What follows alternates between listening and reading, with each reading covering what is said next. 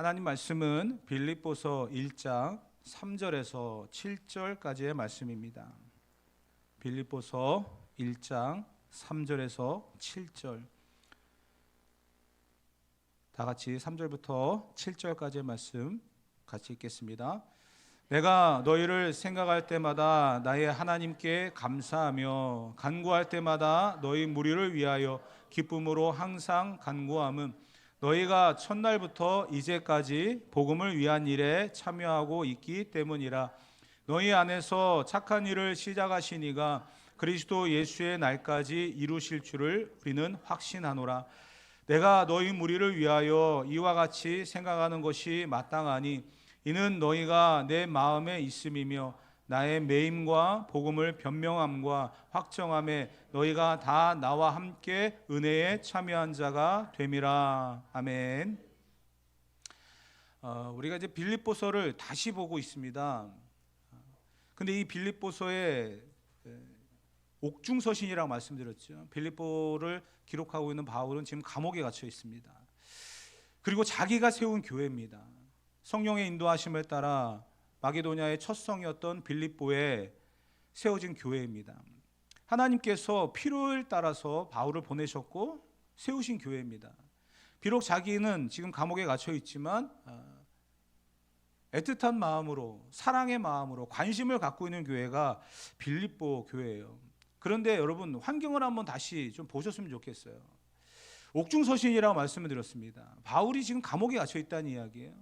성도들은 눈물로 기도하고 또 필요한 것들을 공급합니다. 물질적인 것이나 또 추울 때 버틸 수 있는 옷가지라든지 이런 것들을 계속 후원하면서 감옥에 있는 바울을 협력하고 있는데요. 그런데 여러분, 어느 날인가 사람들의 마음에 이런 생각이 들지 않을까요? 왜 바울은 감옥에 갇혀 있을까? 빌립보 교회가 세워질 때에 또 바울은 감옥에 있었어요.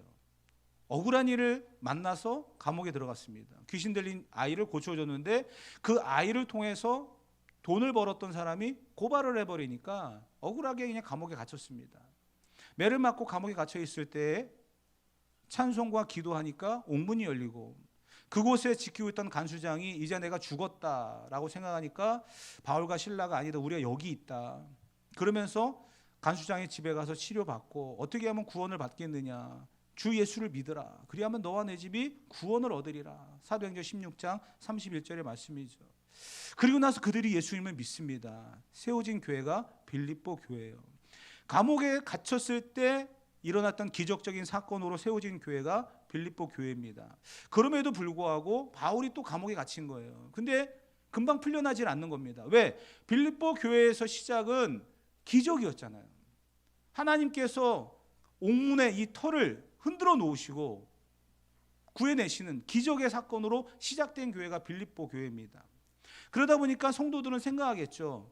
또 나올 거야. 하나님께서 또 감옥을 흔들어 놓고 또 그곳에 또 간수장이 구원받는 역사가 일어날 거야. 기대감이 있을 겁니다.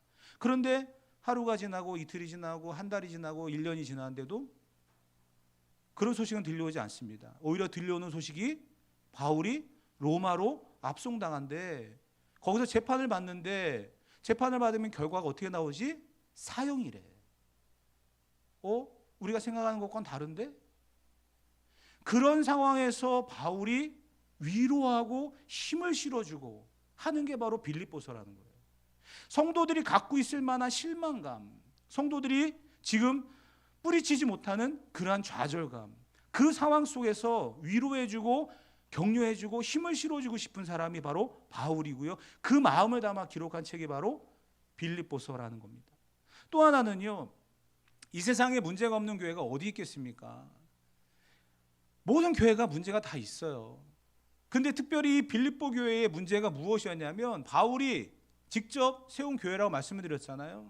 그러다 보니까 그 안에서 일꾼들의 이름들을 다 알고 있고 형편들을 너무나 잘 알고 있는 거예요. 빌립보서 4장에 가게 되어지면 바울이 이렇게 이야기했어요. 내가 유오디아를 권하고 순두개를 권하노니 주 안에서 같은 마음을 품으라. 이게 뭔 말이냐면요, 유오디아와 순두개가 누구냐, 이게 중요합니다. 주 안에서 같은 마음을 품으래요. 빌립보 교회의 문제가 뭐냐면 여전도회 회장들이요 싸우고 있는 거예요. 유오디아와 순두계 두 사람이 다투고 있는 거예요. 그래서 바울이 이야기하는 거예요. 주 안에서 같은 마음을 품어라. 하나가 되어져야 된다. 교회 안에 이러한 문제가 들어와 있고 보이기 시작하니까 비록 몸은 감옥에 있어도 걱정스러운 마음에 강력하게 이야기하는 겁니다. 그 의도를 여러분들이 정확하게 좀 파악을 하면서 빌립보서를 좀 봐 내려갔으면 좋겠어요. 그러니까 교회가 건강하게 세워져 가기를 원하는 마음, 성도들이 믿음 안에 든든히 서가는 그런 마음, 그 마음이 빌립보서에는 담아져 있다는 겁니다. 바울이 그러한 의도를 가지고 기록을 했다는 거예요. 여러분이 그런 생각을 좀 보면서 그런 마음을 느끼면서 빌립보서를 좀 봐 내려갔으면 좋겠습니다.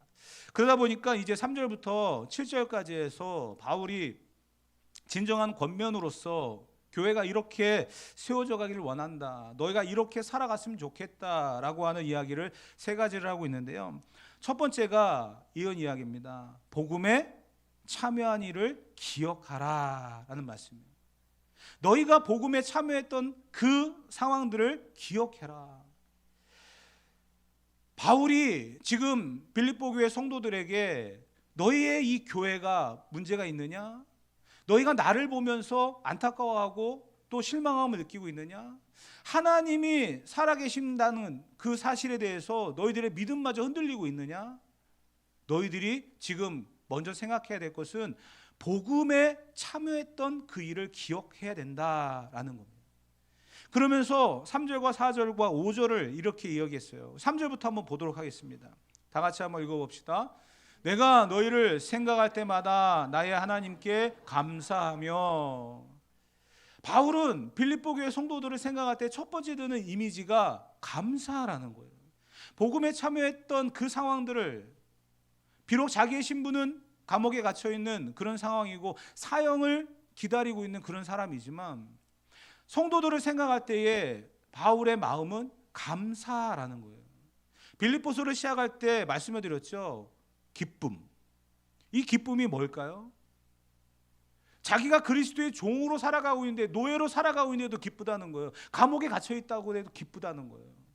여러분 그러한 기쁨을 생각해 보신 적 있습니까? 그러한 기쁨을 누려보신 적 있습니까? 바울은 지금 엄청난 기쁨을, 이 세상이 줄 수 없는 그 기쁨을 이야기하고 있는 겁니다. 그러면서 또 다른 것을 이야기했어요. 감사라는 거예요. 감옥에 갇혀 있는 사람이 감사를 이야기해요. 근데 이 감사가 특별하게 여러분 다가오지 않습니까? 감옥에 갇혀 있는 바울이 빌립보 교회 성도들을 위로하면서 내뱉는 첫 마디가 너희를 생각할 때 내가 감사하다라는 거예요. 이 감사가 과연 무엇인가를 우리가 좀 깊이 좀 묵상해 볼 필요가 있는 것 같습니다. 우리의 감사의 수준이 다르지 않습니까? 우리는 어때요? 자녀들이 대학에 입학을 하고 좋은 직장에 들어가고 결혼을 하고 아이를 낳고 행복한 그런 모습을 보면서 감사합니다. 그 감사는 언제든지 우리가 잘합니다. 그런데 내가 아프고 다치고 사고를 만나고 힘든 일을 만나 주저앉았을 때에는 감사가 안 나오지. 바울은 지금 감사의 특별함을 보여주고 있어요. 진정한 감사가 무엇인지를 보여주고 있습니다. 믿음으로 서 있는 성도들이 어떠한 감사를 해야 되는지에 대한 이야기를 하고 있다는 거예요. 왜 너희가 싸우고 있느냐? 왜 너희가 좌절하고 있느냐? 왜 너희가 낙심하고 있느냐? 이런 말로 시작하는 게 아니라 내가 너희를 생각할 때 감사하다.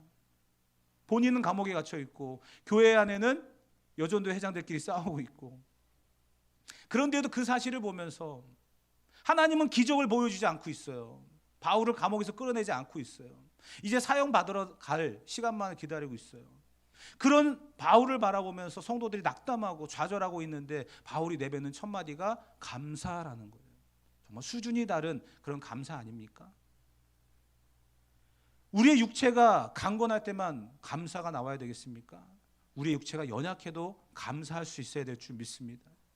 내가 필요한 것들을 체험을 받았어요. 응답을 받았어요. 하나님이 내게 부어주시는 그 감격과 은혜가 있을 때만 감사해야 되겠습니까? 내 기도가 응답이 되지 않더라도 내가 원하는 대로 방향이 계획이 이루어지지 않더라도 감사할 수 있는 그러한 저와 여러분들이 되어야 될 줄 믿습니다. 그것이 바로 바울을 통해서 우리가 배워야 될 그러한 진정한 감사가 아니겠습니까? 복음이 변질되면 안 되는 거예요. 복음은 범사에 감사하라고 이야기하잖아요. 범사의 감사가 무엇입니까? 범사는요, 잘 될 때, 안 될 때, 좋은 일 있을 때, 나쁜 일 있을 때 언제든지 감사하라는 거예요. 바울이 그것을 우리에게 보여주고 있다는 겁니다. 저와 여러분들이 이러한 감사를 할 수 있어지기를 주님의 이름으로 축복합니다. 또한 더불어 4절 말씀에 이렇게 이야기했습니다. 다 같이 한번 읽어봅시다. 간구할 때마다 너희 무리를 위하여 기쁨으로 항상 간구함은. 아멘. 바울이 기도하고 있다는 거예요. 감옥에 갇혀있는 바울이 너희가 나를 위해서 기도해라. 하나님이 빌립보 그 감옥에 나를 가둬놨을 때도 기도하고 찬송했더니 옥문을 열어주지 않았느냐. 다시 한번 그 기적을 보자. 하나님께 역사하실 것이다. 이렇게 기도를 요구한 게 아니에요. 바울은 감옥에서도 무엇을 하고 있다고요? 기도하고 있다는 거예요.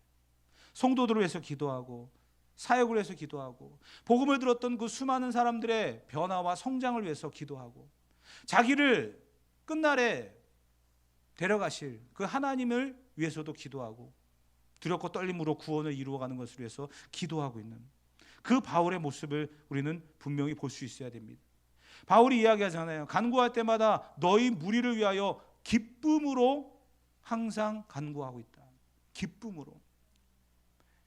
그 감옥 안에서 뭐 기뻐할 일이 있겠습니까? 그 기쁨은 다른 기쁨이 아니에요. 재미가 아니에요. 어느 한순간에 그냥 지나가다 돌을 한 대 맞았는데 그것이 왠지 모르게 이상해가지고 그냥 정신 나간 듯이 그냥 웃고 있는 그런 정신 나간 웃음도 아니고요. 내 안에서 살아 역사하시는 그 하나님이 나와 함께 하시고 구원의 날까지 나를 붙들어 주신다라고 하는 그 구원의 확신이 바울에게 있기 때문에 넘치는 기쁨이 있는 거고요. 그 기쁨으로 복음에 참여한 성도들을 위해서 기도할 수 있었다는 겁니다. 저와 여러분들이 빌립보 교회 성도들을 바라보며 기쁨으로 간구할 수 있었던 바울처럼 구원의 확신을 갖고 기도할 수 있는 저와 여러분이 되어야 될 줄 믿습니다. 이 세상 최고의 기쁨이 무엇일까요? 여러분들이 자녀가 어느 날 직장에서 이 월급을 받고 용돈을 주고 내가 어느 정도 돈을 벌었으니까 밥을 사겠다라고 데려가서 맛있는 밥, 스테이크 막 사주고 그게 기쁨입니까? 여러분, 그 기쁨도 잠시잖아요. 우리의 영원한 기쁨이 있습니다. 그것은 구원의 확신입니다.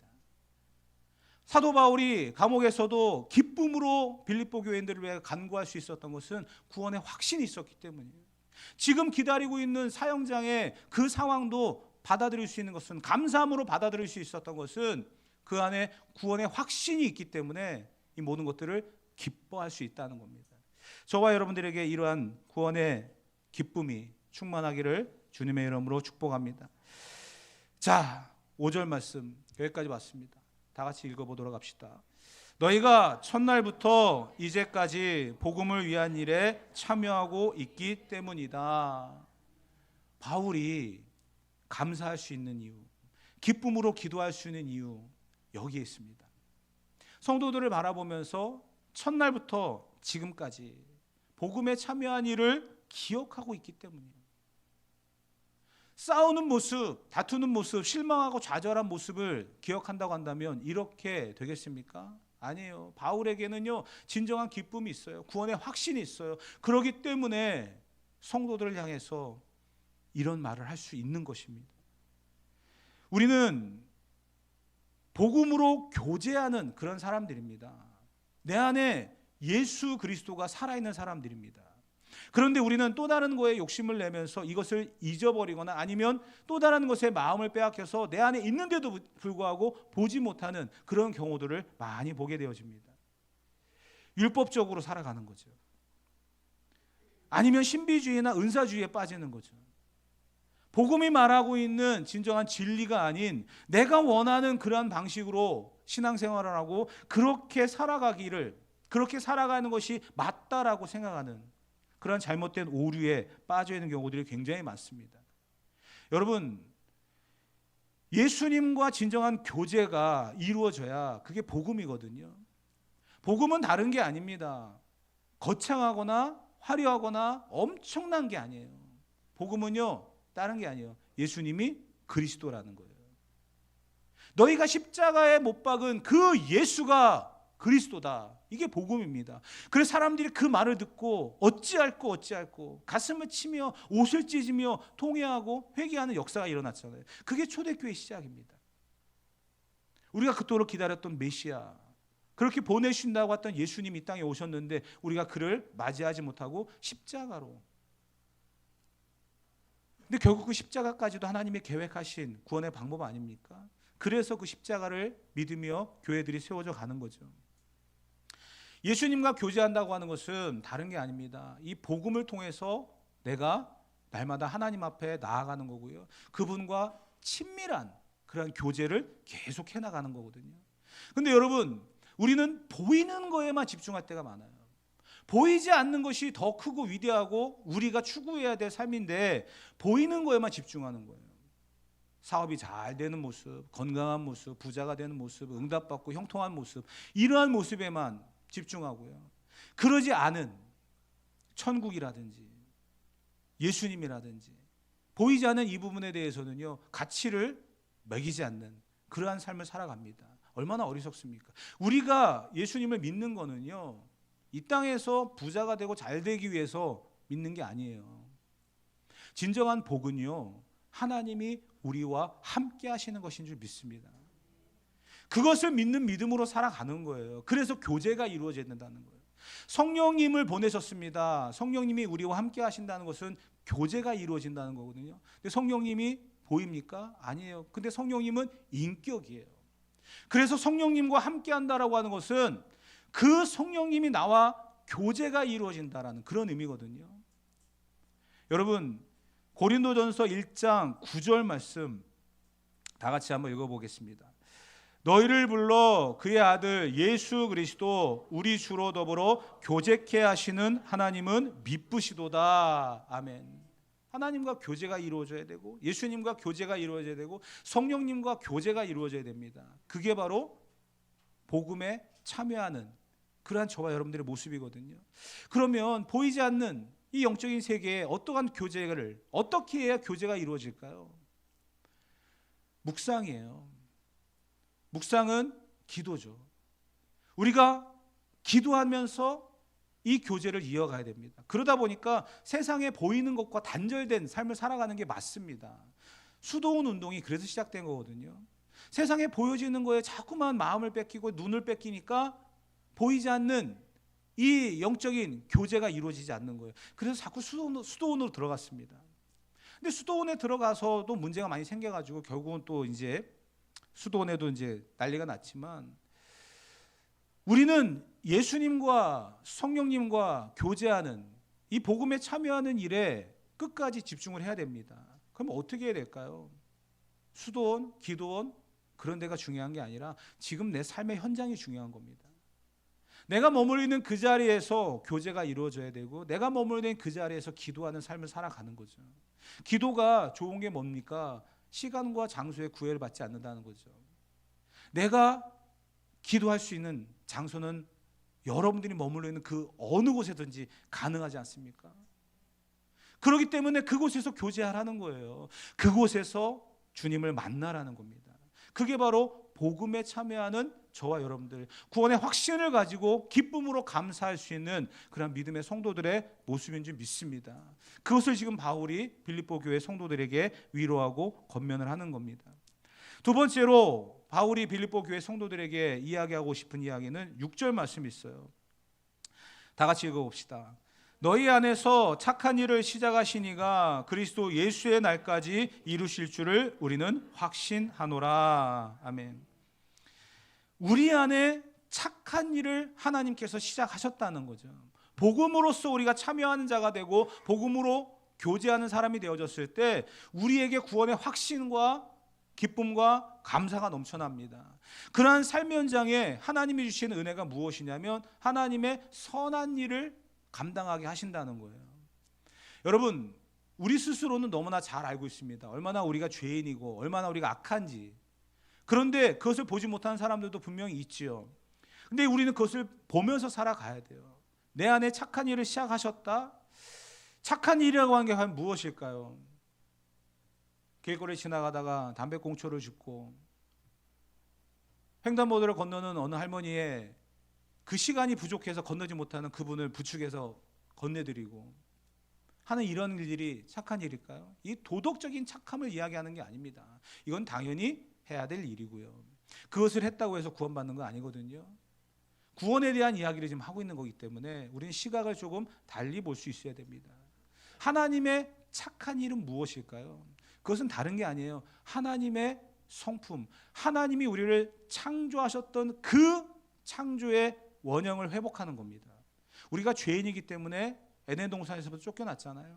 다시 우리가 천국을 소망하며 가는 것은 하나님께서 그 상황으로 회복시키시겠다라는 구원입니다.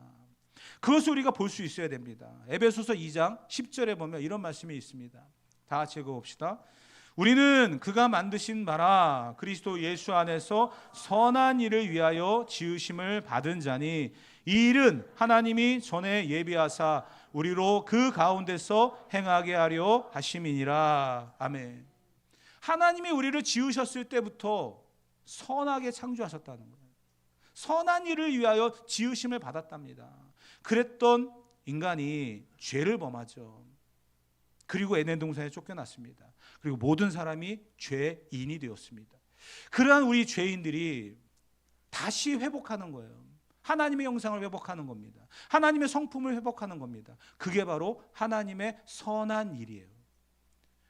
지금 빌립보 교회 성도들에게 이야기하고 싶은 바울의 의도는 너희가 계속 죄인으로 다투고 싸우고 마음이 나뉘어져서 교회를 분열시키는 그런 모습이 아니라 정말 하나님의 선한 일, 하나님의 성품, 하나님의 인격을 너희가 닮아가서 하나가 되어지고 사랑하며 교제하는 그러한 모습으로 세워져 갔으면 좋겠다. 이렇게 권면하며 부탁하고 있는 것입니다. 사랑하는 성도 여러분, 우리는 넘어지고 쓰러지고 실패하는 인생입니다. 그런데 사람은 실패하면은요 도와주기는커녕 오히려 더 짓밟습니다.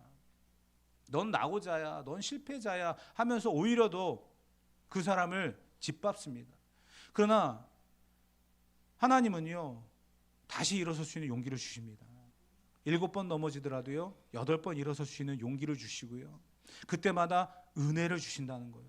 왜냐하면 하나님의 살아계심을 느끼며 생각하며 살아가라는 거죠. 하나님이 예수님을 이 땅에 보내신 데는요 나와 여러분들을 구원하기 위한 뜻이 있고 계획이 있습니다. 그런데 그 상황 속에서 중요한 게 있습니다. 십자가예요. 하나님과 우리의 죄로 인해서 멀어진 이 관계를 연결시키는 것은 십자가입니다. 그 십자가에 다가가고 그 십자가가 나의 전부가 되어질 때 그것이 바로 하나님의 선한 일을 이루는, 하나님의 성품을 회복하는, 하나님의 인격을 닮아가는 그러한 성도의 모습이 되어질 줄 믿습니다. 구원의 날까지 우리는 이것을 이루며 살아가는 저와 여러분이 되어야 될 줄 믿습니다. 세 번째로 7절 말씀이에요. 다 같이 7절 말씀을 다 같이 읽어보겠습니다. 내가 너희 무리를 위하여 이와 같이 생각하는 것이 마땅하니 이는 너희가 내 마음에 있음이며 나의 매임과 복음을 변명함과 확정함에 너희가 다 나와 함께 은혜에 참여한 자가 됨이라. 아멘. 바울이 이야기하고 있는 빌립보 교회 성도들을 향한 권면의 메시지가 세 번째가 너희는 은혜에 참여한 자가 되었다는 거예요. 그것을 잊지 말라는 거예요. 여러분 은혜라고 하는 게 뭡니까? 은혜라고 하는 게 다른 게 아니에요. 우리가 흔히 내 어떤 감정, 오늘 내가 졸지 않고 말씀을 잘 들었어. 근데 그 가운데 정말 나한테 주는 말씀이 있네. 그러면서 나갈 때 인사를 해요. 오늘 목사님 오늘 정말 은혜 받았습니다. 그건 감정이에요. 그건 진정한 은혜가 아닙니다. 내가 그 순간에 느끼게 되어지는, 생각해야 되어지는 그런 뭔가 깨달음이지 은혜라고 이야기할 수는 없어요. 은혜라고 하는 것은요 받을 자격이 없는 사람에게 주시는 하나님의 호의입니다. 내가 받을 자격이 없는 거예요.